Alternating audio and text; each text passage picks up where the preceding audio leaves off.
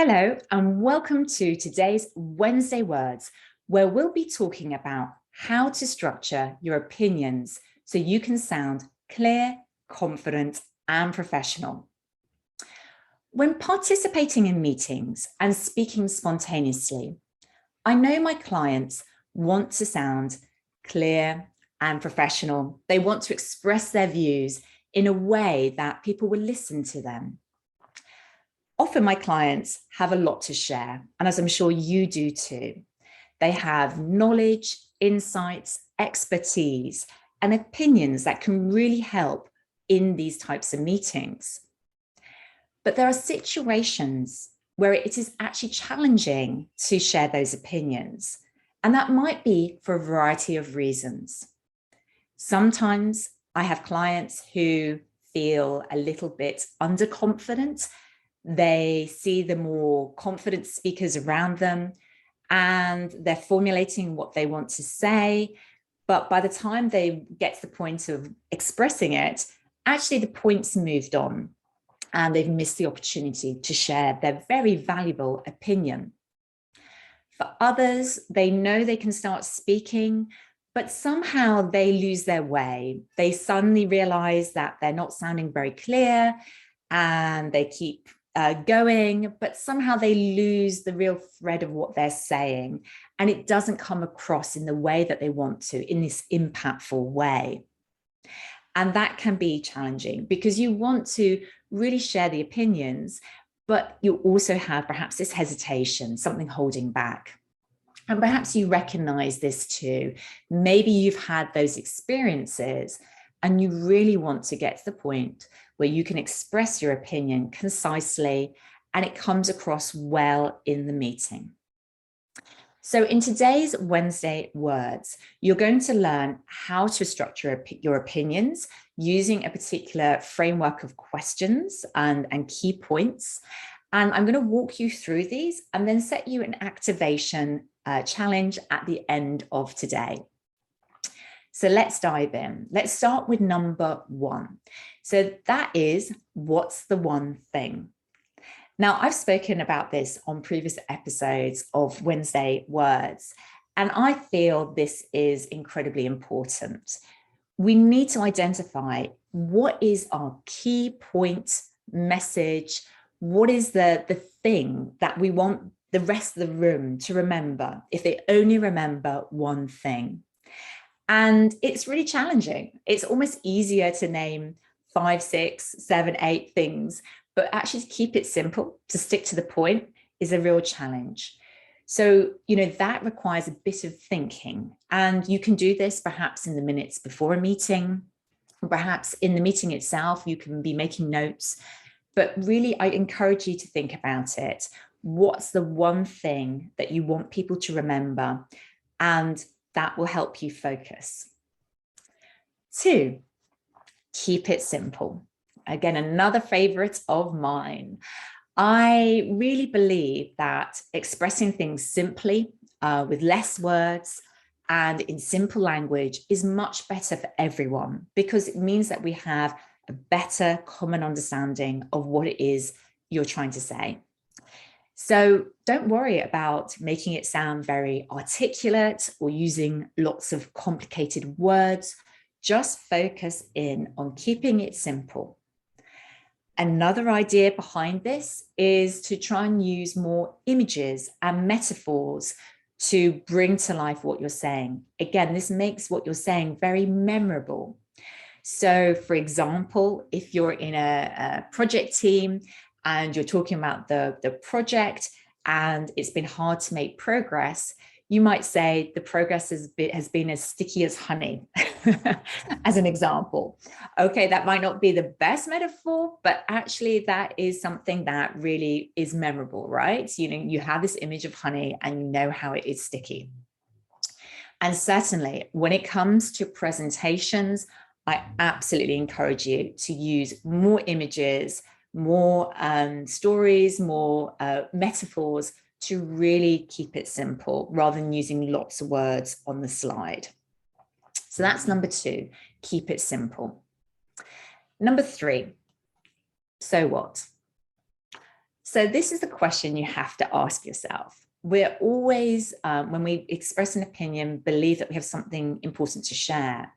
But we have to turn it around and think about the other people in the room, whether we're in person or we are virtual. And we have to think, why should they care about what I'm saying? Why is it important? Why should they listen? So always think about that in your mind, and you might have to be explicit about that. You might actually have to make it very clear why your key message is important. So that's number 3. So what? Let's move to number 4. Number 4 is now what? Okay, so this is something which is easy to forget when we're expressing our views and structuring our opinions. But the question is what is the next step? Often we're expressing a view that has some sort of implication, some sort of, okay, so we've said this, so this means this, and we now need to do this. And I want you to think about it in a few ways. Think about what is the next step for maybe yourself, maybe the other people in the room as well. And potentially there might be a next step that needs to happen for people outside the room. So certain people need to be informed, updated, or taken action. And that's quite important to plan, particularly if they're not inside the meeting at the time. And remember, importantly, don't forget to put on a deadline.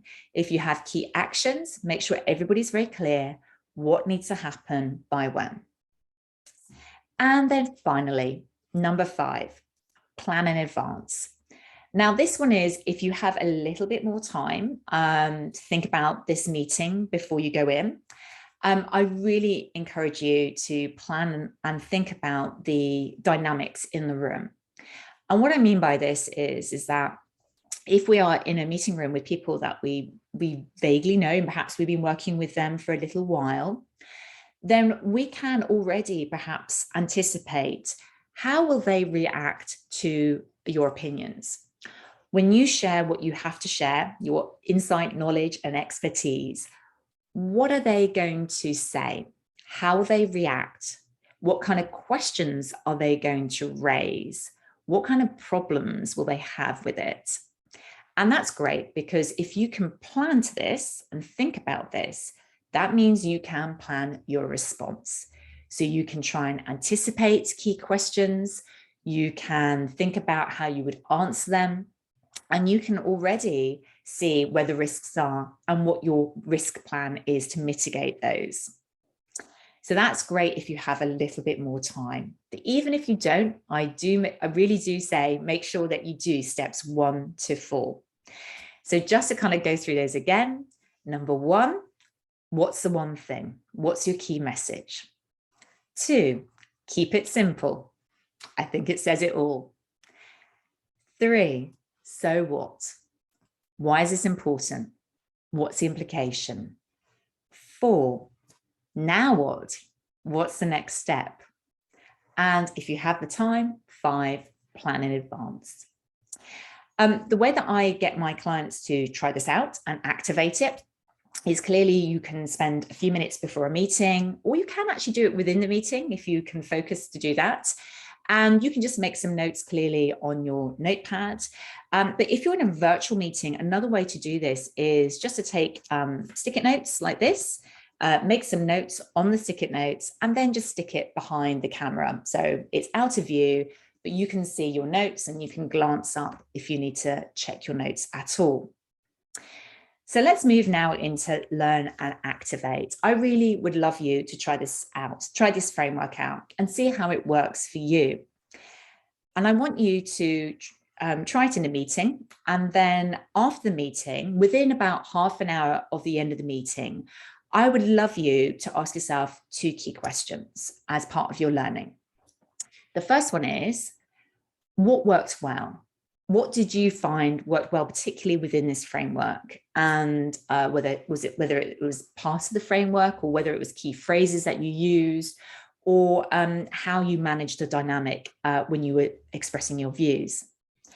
And question 2 is, what would you change for next time? What would you do differently? I'm absolutely open that not all parts of this may work for you. And that's absolutely fine. You find what works for you and you change and perhaps evolve some of these ideas so they work for you. And I would love to know, please do give me feedback about how it goes for you, because I'm really interested to see how this implements when it comes to your kind of real life situations.